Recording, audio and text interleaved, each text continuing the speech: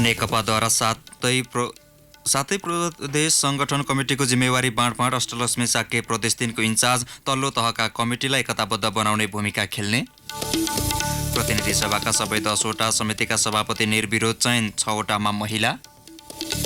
सरकारद्वारा पेट्रोलियम पदार्थ बिक्री वितरणमा कोटा प्रणाली लागू, मोटरसाइकललाई 5 तथा कारलाई 15 लिटरसम्म बिक्री गरिने, आपूर्ति सहज बनाउन ट्याङ्कर मजदुरलाई आग्रह।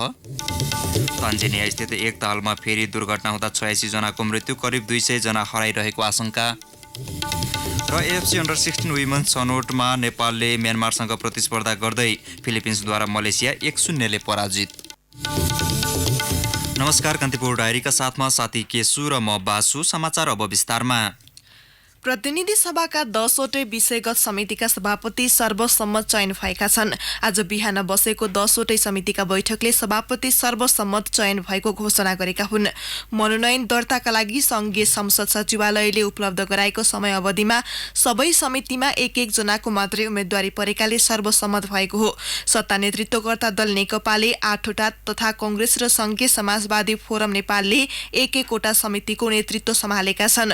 जसअनुसार राष्ट्रिय सम्बन्ध समितिमा पवित्र निरौला खरेल, कृषि सहकारी तथा प्राकृतिक स्रोत समितिमा पूर्णकुमारी सुवेदी, महिला तथा सामाजिक समितिमा निरुदेवी पाल, राज्य व्यवस्था तथा सुशासन समितिमा शशि श्रेष्ठ, विकास तथा प्रविधि समितिमा कल्याणी कुमारी खड्का र शिक्षा तथा स्वास्थ्य समितिको सभापतिमा जयपुरी घरती चयन हुनुभएको हो।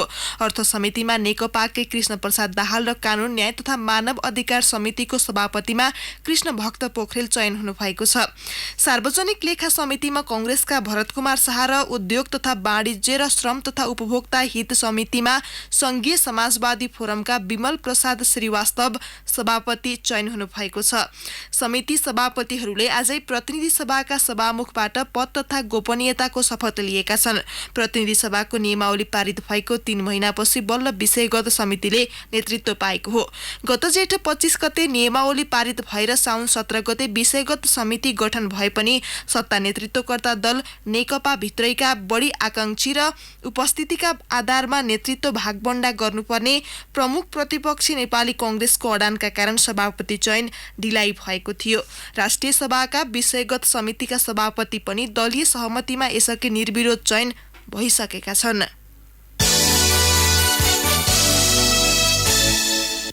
संसद सचिवालयले संघीय संसदका 2वटै संयुक्त समितिका सभापति चयनका लागि पर्सि हुने निर्वाचनको कार्यतालिका सार्वजनिक गरेको छ।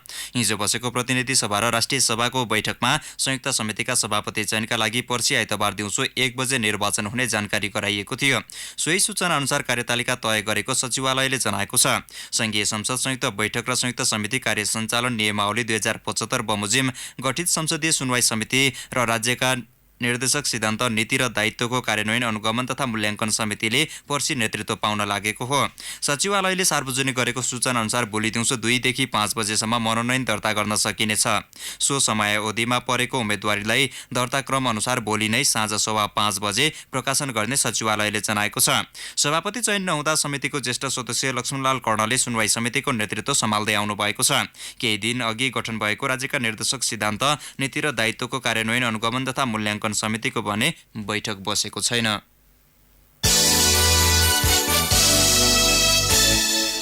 सत्ता नेतृत्वकर्ता नेपाल कम्युनिस्ट पार्टी नेकपाले 7 प्रदेश संगठन कमिटीको जिम्मेवारी बाँडफाँड गरेको छ। राजधानीको बालुवाटार स्थित प्रधानमन्त्री निवासमा आज बसेको सचिवालय बैठकले 7 प्रदेशका इन्चार्ज, सह इन्चार्ज, अध्यक्ष र सचिवको जिम्मेवारी सर्वसम्मत निर्णयबाट तोकेको सचिवालय सदस्य ईश्वर पोखरेलले जानकारी दिनुभयो। हामीले 7वटा प्रदेश इन्चार्ज, सह इन्चार्ज, अध्यक्ष र सचिव तय गरेका छौँ। बडो छलफल गरेर सर्वसम्मतिका साथ त्यो कुरा भएको छ।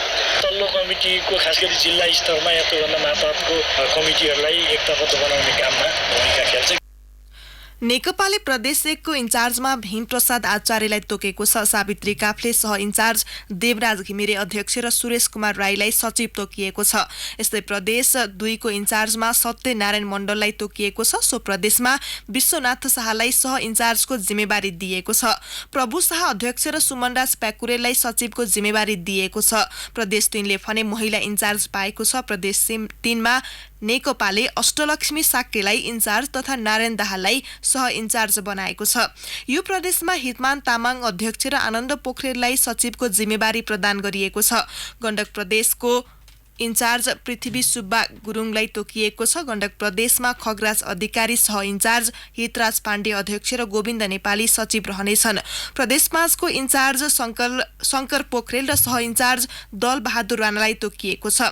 उन्सरी घरती अध्यक्ष र जग प्रसाद शर्मा सचिवको जिम्मेवारी पाएका छन्। कर्णाली प्रदेशमा नेकपाको नेतृत्व जनार्दन शर्माले गर्नेछन्। सो प्रदेशमा एमलाल कणेल सह इन्चार्ज, गोरख बोकटी अध्यक्ष र माया प्रसाद शर्मा सचिव तोकिएको छ। प्रदेश 7 मा भीमबहादुर रावललाई इन्चार्ज र लक्ष्मी दत्त जोशीलाई सह इन्चार्जको जिम्मेवारी प्रदान गरिएको छ। कर्णबहादुर थापा सो प्रदेशको अध्यक्ष रहँदा सिंहराज चौधरीले सचिवालय सम्हाल्नेछन्। झण्डै 4 घण्टा बसेको सचिवालय बैठकले संगठन प्रदेश कमिटिको नाम सर्वसम्मत पारित गरेको सचिवालय सदस्य रावलले जानकारी दिनुभयो। बैठकमा पार्टी अध्यक्ष पुष्पकमल दाहालको चीन र भारत भ्रमणको समीक्षासँगै अध्यक्ष एवं प्रधानमन्त्री केपी शर्मा ओलीको भोलिबाट हुने अमेरिका भ्रमणबारे छलफल भएको थियो। सरकारले पेट्रोलियम पदार्थको बिक्री वितरणमा कोटा तोकेको छ।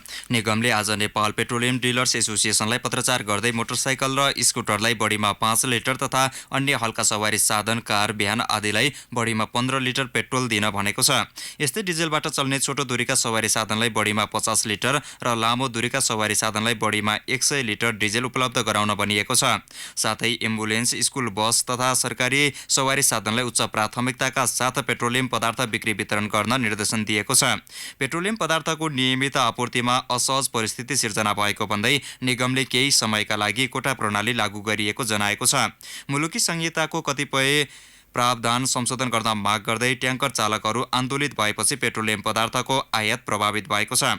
आयात प्रभावित भएसँगै काठमाडौँ सहित मुख्य शहरहरूका पेट्रोल पम्पहरूमा लामो लाइन लाग्न थालेको छ। पेट्रोल अभाव हुन सक्ने अनुमानका बीच उपभोक्ताहरूले पेट्रोल स्टक गर्न थालेपछि तत्कालका लागि कोटा प्रणाली लगाउने निर्णय गरिएको निगमले जनाएको छ। निगमका आपूर्ति तथा वितरण विभागका उपनिर्देशक विनित मणि उपाध्यायले थानकोट डिपोबाट नियमित परिमाणमै पेट्रोल र डिजेल वितरण भइरहेकाले अभाव नहुने दावी गर्नु भएको छ। चालकहरूको आन्दोलनका कारण आपूर्ति केही प्रभावित भए पनि पूर्ण रूपमा ठप्प नभएको भन्दै उहाँले समस्या समाधानको पहल भइरहेको बताउनुभयो। निगमले आपूर्ति सहज बनाउन ट्याङ्कर मजदुरलाई यसअघि नै निर्देशन दिइसकेको छ। ट्याङ्कर मजदुरहरूले आपूर्ति सहज बनाउन अटेर गरे ढुवानी सम्झौतासम्म खारेज गर्ने प्रक्रियामा निगम अघि बढ्ने उपाध्यायले चेतावनी दिनुभयो। सुनसरीका खुर्सिद आलम अन्सारी हत्या घटनाको अनुसन्धान गर्न गृह मन्त्रालयले प्रदेश 1 प्रहरी कार्यालयका एसएसपी किशोर दाहालको संयोजकत्वमा 5 सदस्यीय छानबिन समिति गठन गरेको छ। अन्सारीमाथि हिजो बिहान हरिनगरा गाउँपालिका 2 भुटाहा बजारमा गोली प्रहार भएको थियो। बायाँ छातीमा 2 र टाउकोमा 1 गोली लागेका अन्सारीको घटनास्थलमै मृत्यु भएको थियो। समितिका अन्य सदस्यमा सशस्त्र प्रहरीका एसपी रेशम कुमार थम्सु, राष्ट्रिय अनुसन्धान विभागका उप अनुसन्धान निर्देशक तुलसी प्रसाई, प्रदेशका आन्तरिक मामिला मन्त्रालयका उपसचिव रविन्द्र आचार्य र जिल्ला प्रशासन कार्यालय सुनसरीका प्रशासकीय अधिकृत राजन पाण्डे छन्।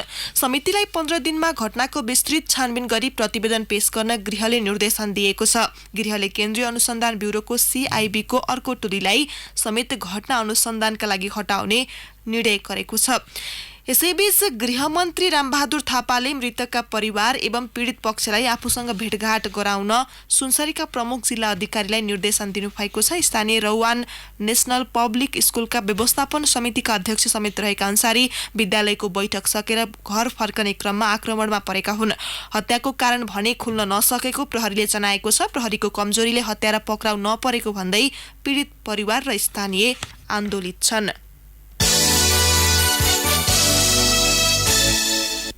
आज सेप्टेम्बर 21 मलाई सम्झ भन्ने नाराका साथ विश्व अल्जाइमर्स दिवस मनाइँदैछ। अल्जाइमर्स डिजिज इन्टरनेसनलले सेप्टेम्बर महिनालाई ओल्ड अल्जाइमर्स मन्थका रूपमा विविध कार्यक्रम गरी मनाउँदैछ। धापासी स्थित ग्रान्डी अन्तर्राष्ट्रिय अस्पतालका कन्सल्टेन्ट न्युरोलोजिस्ट डाक्टर राजु पौडेलका अनुसार नेपालमा यो रोगका बारेमा आम नागरिकमा मात्र नभएर स्वास्थ्यसँग सम्बन्धित जनशक्तिमा पनि चेतनाको स्तर न्यून छ। स्मरण शक्तिसँग सम्बन्धित यो समस्या मानसिक रोगको रूपमा मात्र बुझिँदै आएको पाइएको उहाँको भनाइ छ। अल्जाइमर्स बुढ्यौलीसँगै स्मरण शक्ति तथा मन मस्तिष्कका अन्य क्षमता क्रमिक रूपमा घट्दै जाने विभिन्न रोगमध्ये सबैभन्दा धेरै देखिने स्वास्थ्य समस्या हो। स्मरण शक्तिसँग सम्बन्धित विभिन्न समस्या लिएर अस्पताल आउने 60देखि 80% मानिसमा अल्जाइमर्स देखिने गरेको डाक्टर पौडेल बताउनुहुन्छ। नेपालमा भने अल्जाइमर्सका बिरामीको एकिन तथ्याङ्क नभए पनि बढ्दो जनचेतना र स्वास्थ्य सेवामा आएको सुधारसँगै यस रोगका बिरामी पनि देखा पर्ने क्रम बढ्दो छ। सरकारले ललितपुर महानगरपालिकाभित्र सञ्चालित 4वटा पशु वधशालामा सिल गरेको छ। कृषि राज्यमन्त्री रामकुमारी चौधरीको नेतृत्वमा गएको टोलीले अनुगमनका क्रममा न्यूनतम मापदण्ड पूरा नगर्ने 4वटा वधशालामा सिल गरेको छ भने एउटालाई सचेत गराएको छ।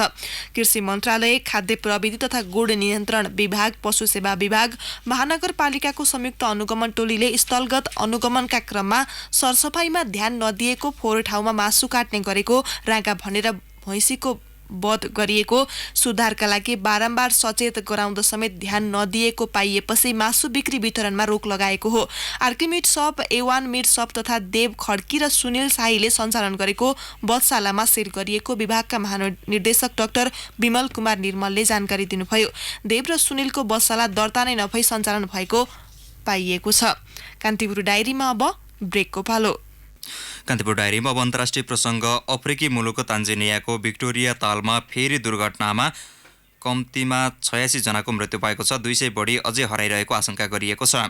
उद्धार टोलीले हराइरहेकाको खोजी तीव्र पारेको स्थानीय अधिकारीलाई उद्धृत गर्दै बीबीसीले उल्लेख गरेको छ। 100 जनाको उद्धार गरिएको छ, जसमध्ये 32 जनाको अवस्था गम्भीर रहेको छ। फेरीमा करिब 400 यात्रु सवार रहेको अनुमान गरिएको छ। उकोरा र बुगोलोरा क्षेत्रको बीचमा फेरी पल्टिएको हो। क्षमताभन्दा बढी यात्रु सवार रहेकाले फेरी पल्टिएको आशंका गरिएको छ। भियतनामका राष्ट्रपति ट्रान डाई क्याङको 61 वर्षको उमेरमा आज निधन भएको छ। अस्वस्थताको कारण लामो समयदेखि उपचाररत क्याङको भियतनामकै सैन्य अस्पतालमा आज निधन भएको स्थानीय सञ्चार माध्यमले जनाएका छन्। उहाँले सन् 2016मा राष्ट्रपतिको शपथ लिनु भएको थियो। संवैधानिक भूमिकामा मात्र रहने भियतनामी राष्ट्रपति रहे पनि उहाँ एक प्रतिभाशाली व्यक्तित्व हुनुहुन्थ्यो।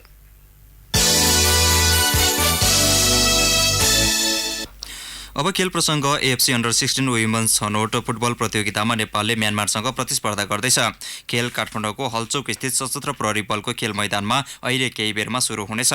घरेलु मैदानमा पहिलो खेल गुमाएको नेपाललाई शीर्ष 2मा रहँदै प्रतियोगिताको फाइनल चरणमा प्रवेश गर्न म्यानमार विरुद्ध जित्नै पर्ने दबाव छ। नेपाललाई हराउन सके म्यानमार एक खेल अगावै प्रतियोगिताका लागि छनौट हुनेछ। आजको खेलमा गल्ती सुधार्दै नतिजा आफ्नो पक्षमा पार्ने लक्ष्यका साथ नेपाली टोली मैदान उत्रने प्रशिक्षक गंगा गुरुङले बताएकी छन्। यसअघि भएको पहिलो खेलमा मलेसियालाई पराजित गर्दै फिलिपिन्सले शीर्ष 2मा स्थान बनाएको छ। फिलिपिन्सले मलेसियालाई 1-0 गोल अन्तरले हराएको हो। फिलिपिन्सको जितमा एलामोले खेलको 81औं मिनेटमा निर्णायक गोल गरिन्। मलेसियाले दुवै खेलमा हार बिहोरेको छ। सशस्त्र प्रहरीको APF राजधानीमा जारी 5औं खुला राष्ट्रिय पुरुष भलिबल प्रतियोगिताको फाइनलमा प्रवेश गरेको छ। ढोरपाटन क्लबको भलिबल कोर्टमा भएको पहिलो सेमिफाइनलमा गीताञ्जली कलेजलाई 3-0 को सोझो सेटमा पराजित गर्दै APFले फाइनलमा स्थान बनाएको हो। APFले गीताञ्जलीलाई 25-20, 25-21 र 25-14 ले पराजित गर्यो। दोस्रो सेमिफाइनलमा आयोजक ढोरपाटन क्लब र गण्डकी प्रदेशबीच स्पर्धा भइरहेको छ। यसअघि आजै भएको अन्तिम क्वार्टर फाइनलमा गण्डकी प्रदेशले बडीगाड गाउँपालिकालाई 3-0 को सोझो सेटले पराजित गरेको थियो। प्रतियोगिताको विजेताले 1 लाख, उपविजेताले 60,000 र तेस्रो हुनेले 35,000 रुपैयाँ हात पार्नेछन्। हौस् नै प्रसङ्गसँगै कान्तिपुर डायरीको यो बुलेटिन अहिलेलाई यहीँ सकिन्छ। 4 बजे हेल्थ एन्ड एजुकेसन डायरीका साथमा उपस्थित हुने नै छौँ। अहिलेलाई साथी केशु र म बासु बिदा हुन्छौँ। नमस्कार।